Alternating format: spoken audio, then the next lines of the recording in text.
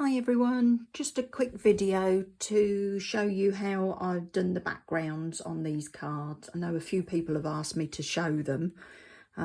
These I've already put on the Sentimentally Yours Facebook page. As you can see, this one is the octagons and circles. This one is just circles in the background. And this one again is the hexagons and the circles. How I've made them is to use some of my dies to create stencils. Don't know if you can see this against the black card. I think it shows it. So for the different size circles, this is two separate ones. I've done one big aperture, which I've used the debossed double stitch circles, just one of them from that set. And also for the other one, which has got smaller circles on it, I've just looked at my circle stencils or looked at my dies and just found circles in them. So this one, which is the mistletoe sprigs, you've got the circles there, which have created the little ones. The next one, which is the charmed hearts, you've got the buttons here. You've obviously got others that you can use as well. So all I've done with this one is create several different apertures, but leaving space in between all of them so that you can you don't catch the ink on them. So that's the circles. And then I've done another one using octagons. Again, two separate ones. And I've got one which is a big aperture. Let me bring that up. Can you see that?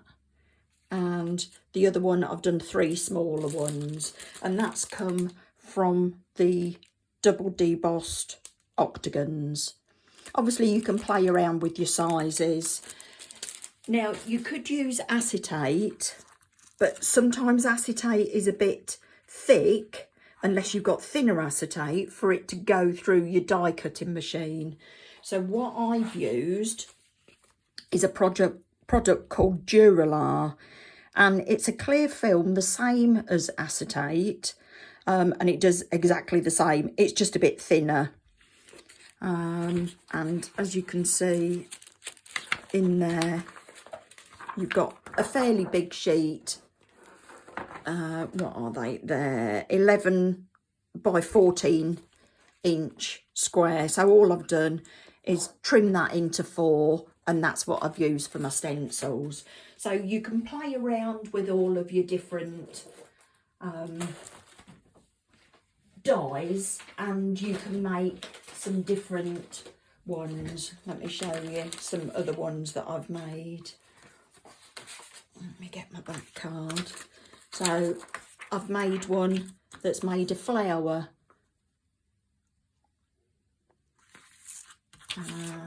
There's another one with the fern leaves. That one's still dirty, I haven't cleaned that one. So you can play around with them. A heart one. A star one. And then with the bits that come out the middle, you've also got masks as well that you can use. I've just stuck a yellow dot in the centre of them so that you can actually find them. And you know which way up has got the ink on, because you don't want to turn it over and then put that onto your work. So I'll just show you quickly, let me take that out of the way, how I did the backgrounds. Now, I've chosen some inks. I don't know how you choose yours, but I've got, I've chosen my colours. These are the 3 that I'm going to use, which is Lucky Clover, Carved Pumpkin and Mustard Seed. Now, I've swatched all of my colours, all of my oxide colours, and then laminated them and put the colours on the back, and then just put them on a ring. So you can look to see which colours go together. And this is what I'm trying to show when I put my cards onto Facebook. So you can choose your colours like this. All right, let's put that to one side. If you look on, let's choose this one. If you look on this one, you can see that you've got textures in the background. For this one, I've used the, let's find it. Yeah, that one, the Doodle Linen. And this one here, I've used the Dainty Dots, but you've also got Dainty Stars, brick, Moroccan tiles, hearts, the linen, and the distressed bubble wrap. So you've got plenty to choose from. And also with these circles, you've then also got the new sentiments that you can stamp in them, and they're just a perfect size. If I turn it over, you can see how much I've used these. These are just the perfect size to fit in the circle there. So let me show you how I did the background. Right, I think we'll do a mixture of the octagons and the circles. So I'm going to start with an octagon in the middle. Now you can fix this down if you want to, or if you want to put some tape across there, you can do. Let's do that, because and all I'm using is the Scotch repositionable tape. So you just cover it up there. So if your stamp goes over there, then you won't get it. I mean, you could put the repositionable tape round here as well, but I think you can just be careful with how you put it on. So right, we're going to start, as I said, with the bigger hexagon in the middle, and I think we're going to go with Lucky Clover. And I'm using the vintage brickwork for this, and it doesn't have to be perfect. So all you're going to do is you're going to stamp this through the aperture. Obviously, with you having the thickness of the acetate or the Duralar, whatever you're using, you do have to press round the edge so that it gets all of the bit covered. But like I say, it doesn't have to be perfect. So you can see there, it's missed some at the top, and it's not very clear all the way through, but that doesn't matter, because what we're going to do now is to take a finger dauber, and we're just going to drag some of the colour off into the shape, still leaving your Duralar in place. So you're using the ink that you've left on the Duralar, on the stencil, and you're just going to drag that, and then I just like to go round in a circle and go into the middle, just going really lightly, and then drag it in. So then if we take that off, you can see we're left with the hexagon in the middle. Right, I'll put that to one side. I will clean it later. So that was the Lucky Clover. So then I'm going to go on to my carved pumpkin, and I'm going to change to the circle one now. So I'm going to slightly overlap, and again, you can put tape over these if you want to stop it going through. But if you're careful, then it doesn't go through. And this time I'm going to change to the Dainty Dots. So we're going to use that one, and like I said, we're going to use the carved pumpkin. So again, add your ink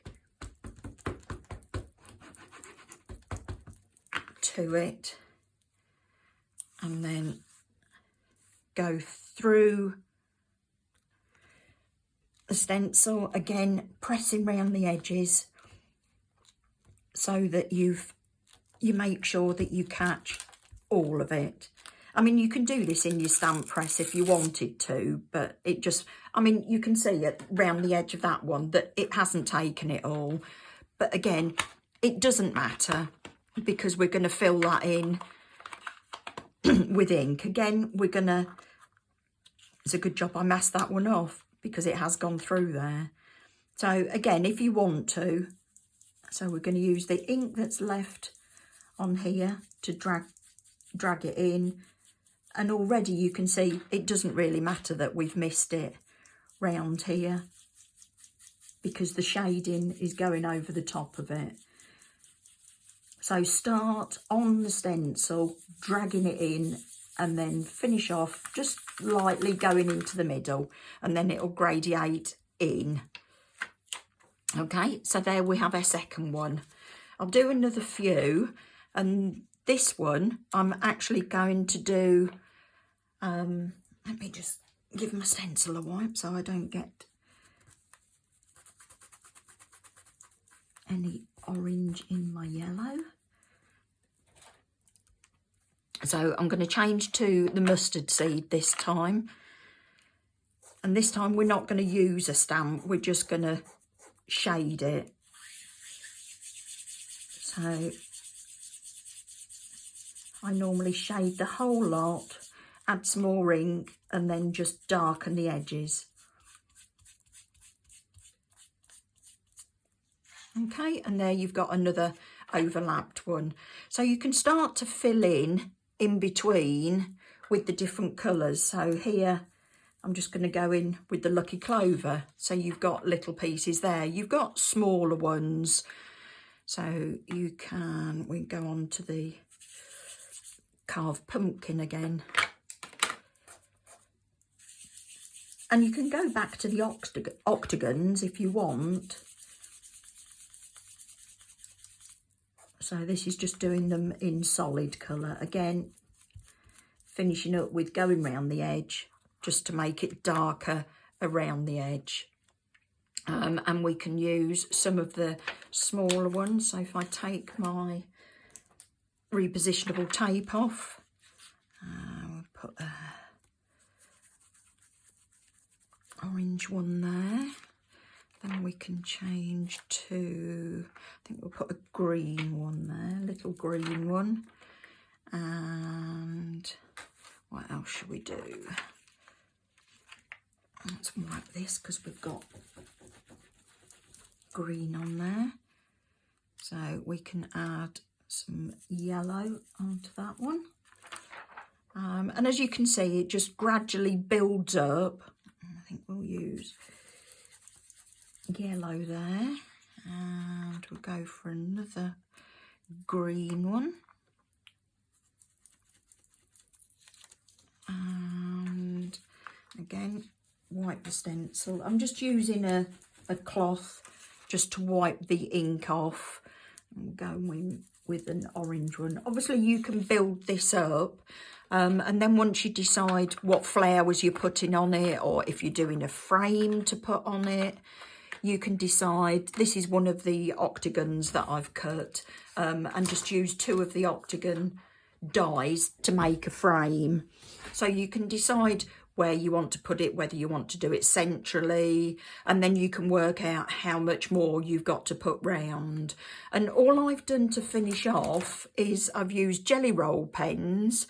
I've got a gold, a silver, and just a clear sparkle. And then I've just gone round and gone round the shapes like that. I don't know whether you can see the sparkle on there. Or another way that you can finish it off is to use a quickie glue pen. And for this one, I'll do, just make sure it's working.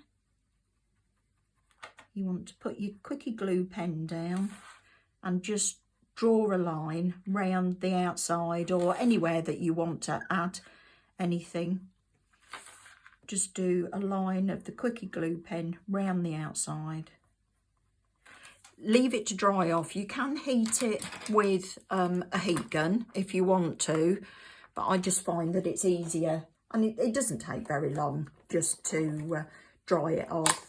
And then use glitter flakes, gilding flakes even. So once it starts to become tacky, just make sure you don't sneeze in these. So once it becomes tacky, you can then pick up the gilding flakes and lay them on,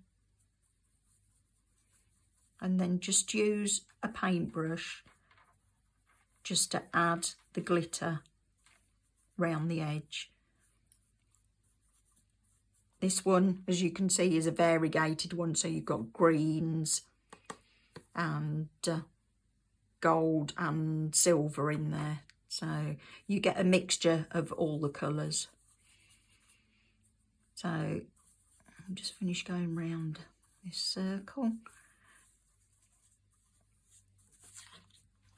And then I don't know if you've used gilding flakes before, but whatever you do, don't sneeze in it because they'll go everywhere.